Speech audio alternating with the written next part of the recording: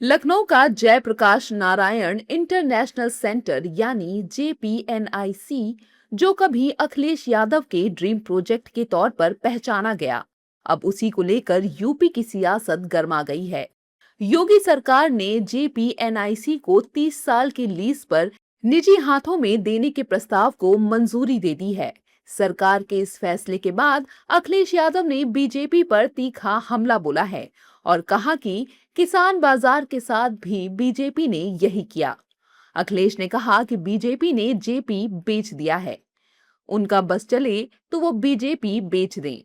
अखिलेश ने यह भी आरोप लगाया कि दिल्ली का बड़ा इंजन बड़ी चीजें बेच रहा है और यूपी का छोटा इंजन छोटी चीजें।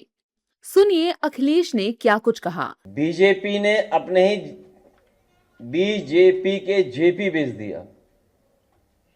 बीजेपी ने जेपी बेच दिया है और उनका बस चले बीजेपी के लोगों का तो बीजेपी बेच दें।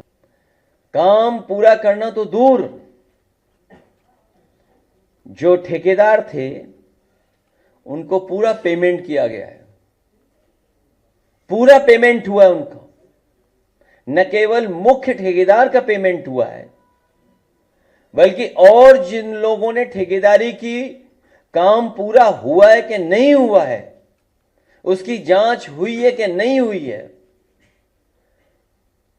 जो काम का भुगतान हुआ है वो काम पूरा हुआ कि नहीं हुआ, उनसे लिखवा लिया गया है कि हमने काम पूरा किया और भविष्य में हम कोर्ट में नहीं जाएंगे, ना आपके खिलाफ जांच की कोई दरखास्त देंगे।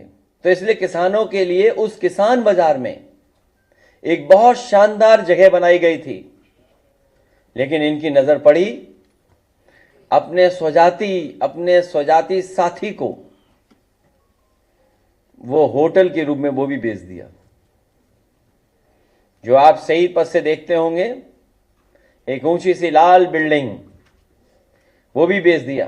तो केवल सवाल इतना भी बनता है कि जो जनता के पैसे का लाभ आखिरकार किसको दे रहे हैं। अगर दिल्ली वाला बड़ा इंजन बड़ी चीजें बेच रहा है, तो यूपी का छोटा इंजन छोटी चीजें बेच रहा है। अखिलेश यादव के हमले के बाद अब जेपीएनआईसी को लेकर सियासत तेज हो गई है। बीजेपी ने भी पलटवार करते हुए सपा अध्यक्ष के आरोपों पर जवाब दिया है। देखिए, कुछ लोग हैं जो केवल आरोप लगाते हैं, आरोप लगाने के लिए।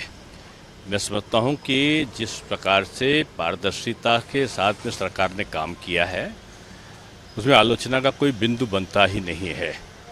और पिछली सरकारों ने जो किया वो सबके सामने है, इसलिए मैं समझता हूं कि इसमें कोई आधार नहीं है। अब पड़ती पड़ी थी जमीन उद्योगपति को दी गई है 30 साल के लिए, फैक्ट्री लगाने के लिए, लाखों नौजवानों को रोजगार मिलेगा, इसके लिए वो दी गई थी। और वो सरकार की संपत्ति है, न कि अखिलेश की संपत्ति है। आइए आपको बताते हैं अखिलेश यादव के ड्रीम प्रोजेक्ट जेपीएनआईसी की पूरी कहानी। अखिलेश यादव का ड्रीम प्रोजेक्ट जेपीएनआईसी 2013 में अखिलेश सरकार ने निर्माण शुरू किया। 850 करोड़ की निर्माण पर आई लागत। 2017 में अखिलेश यादव ने किया उद्घाटन। इंडिया हैबिटेट सेंटर की तर्ज पर हुआ निर्माण। 9 साल से बंद पड़ी थी जेपीएनआईसी की इमारत। वित्तीय अनियमितताओं के आरोपों के बाद बंद हुई। 2027 चुनाव से करीब 6 महीने पहले निजी हाथों में देने का फैसला। क्या है जेपीएनआईसी की पूरी डील? 30 साल की लीज पर जेपीएनआईसी निजी कंपनियों को, Vrindavan bottlers and Rockwood hotels को लीज। 2 साल के भीतर अधूरे काम पूरे कर संचालन शुरू करना होगा। निर्माण और अधूरे कामों का पूरा खर्च निजी कंपनियां उठाएंगी। संचालन शुरू होने के बाद एलडीए को 6 करोड़ सालाना भुगतान। हर साल भुगतान में 5% की बढ़ोतरी। 25 करोड़ की परफॉर्मेंस गारंटी एलडीए में जमा होगी। स्वीकृति पत्र मिलने पर एलडीए को 10 करोड़ 11 लाख का भुगतान। लीज से मिली रकम ब्याज समेत सरकार को लौटाएगा एलडीए।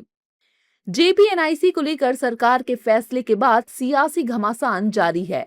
अब देखना होगा कि 30 साल की ये डील जेपीएनआईसी की तस्वीर बदलती है या यूपी की सियासत का एक और बड़ा मुद्दा बनती है।